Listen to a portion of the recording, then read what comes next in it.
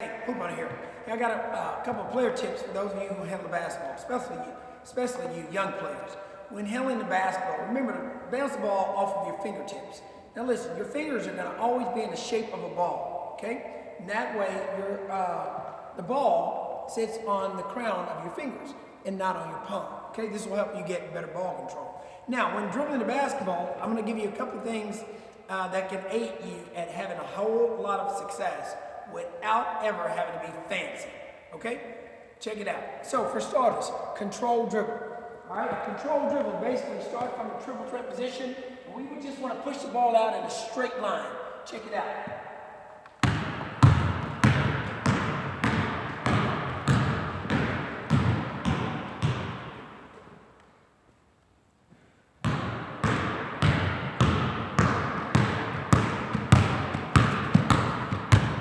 Now, as you saw me do that, you notice my eyes were up, okay? As a ball handler, remember, taking care of the ball is your most important responsibility. And when dribbling the basketball, advance your sight. Try to gain insight up the court as to what's going on so that you can communicate, you can make decisions, and you can make plays more effectively. Now, the next most important dribble outside of a control dribble is a speed dribble. All right, so now I'm gonna push the ball up the court, but I'm gonna use the ball, I'm gonna push it out and move with more speed, okay? Check it out.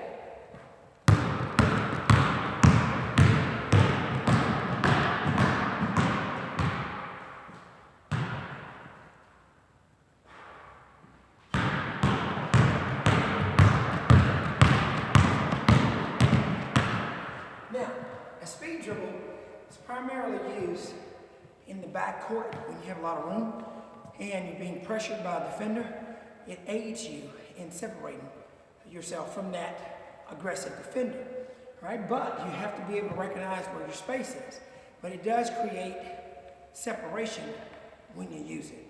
Now, the next most important dribble in basketball, without you having to be fancy, is the crossover. All right, so check it out.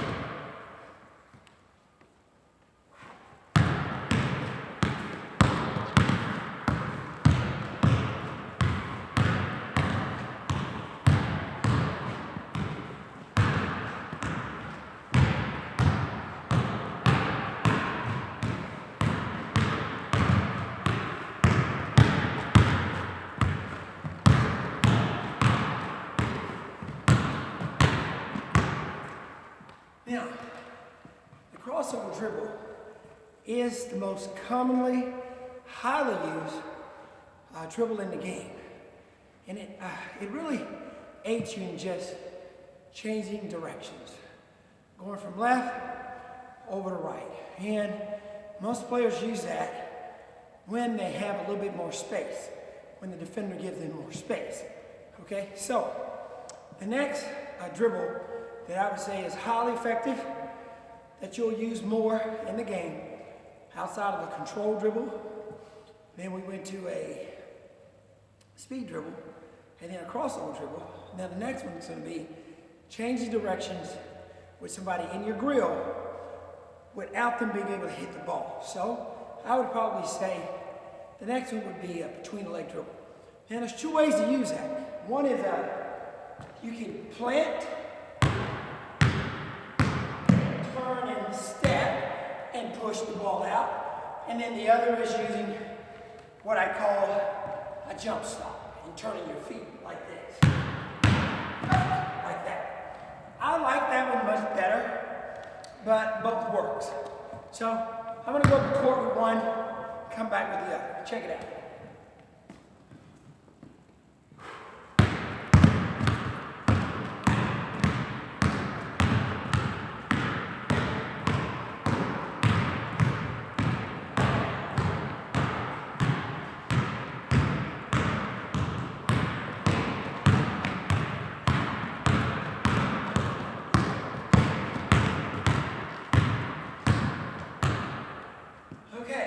Saw that? So there are two. There's no third though, okay?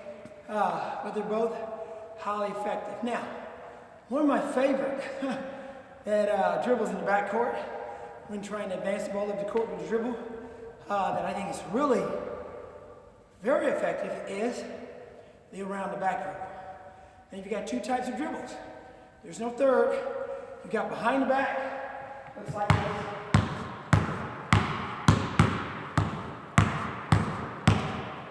That dribble there, you have to come to a stop. All right? Now, if you're trying to run that guy or girl off the cliff, get them going with a speed dribble left to right, come to an immediate stop, boom, they're gone, you got some space, go the other way. When you're in the backcourt and you want to change directions without losing momentum, you want to keep your speed up, the around the back really works well, okay? Now, the only difference in the two dribbles is this.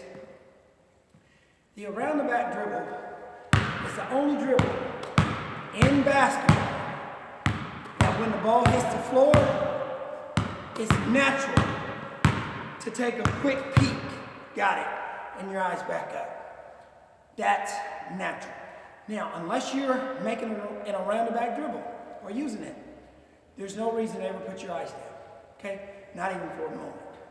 So I'll go down with the behind the back, where I stop using a stop, and then I'll come back with the around the back. Okay, check it out.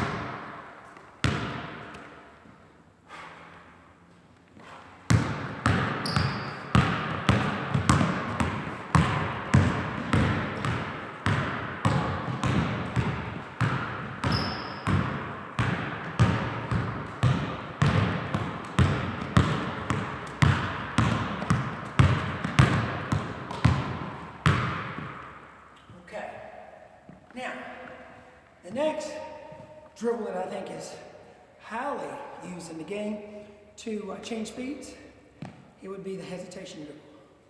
Now, there's several different ways to do it. Primarily two. I don't prefer the second one at all. I'm not going to even do that one. But I call it the bunny hop. But you get up to a medium rate of speed, sometimes a high, and then you just relax the fender. You want to get them to raise up, and then you accelerate. So check it out.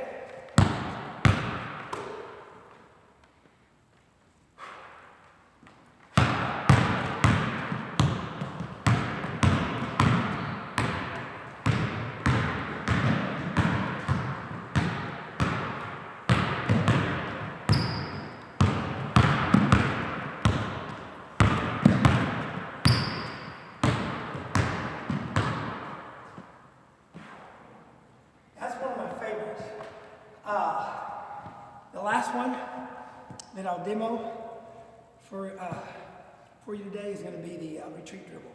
Now, not often in basketball games do you want to back the ball out, okay? You want to be aggressive and go towards the rim and towards defenders. But there are some situations, like if you run into a trap or an ambush, you can back the ball up, change directions, and advance the ball up the court with a dribble or a pass. Now, the retreat dribble, it's a protected dribble too. All right, so I'm going to go up the court.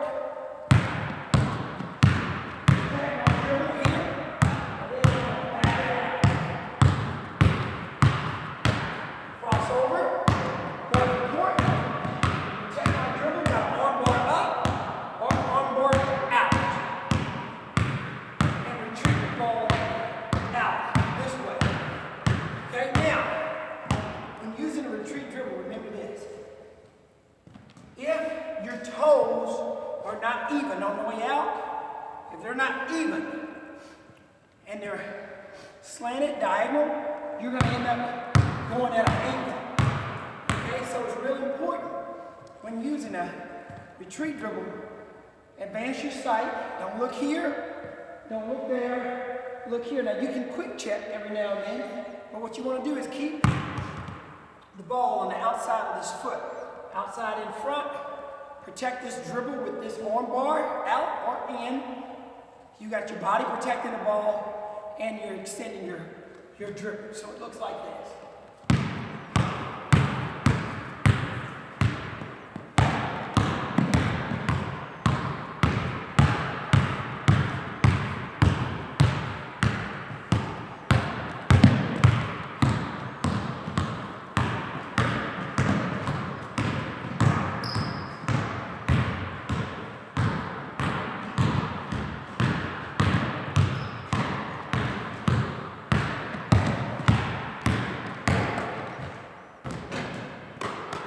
All right.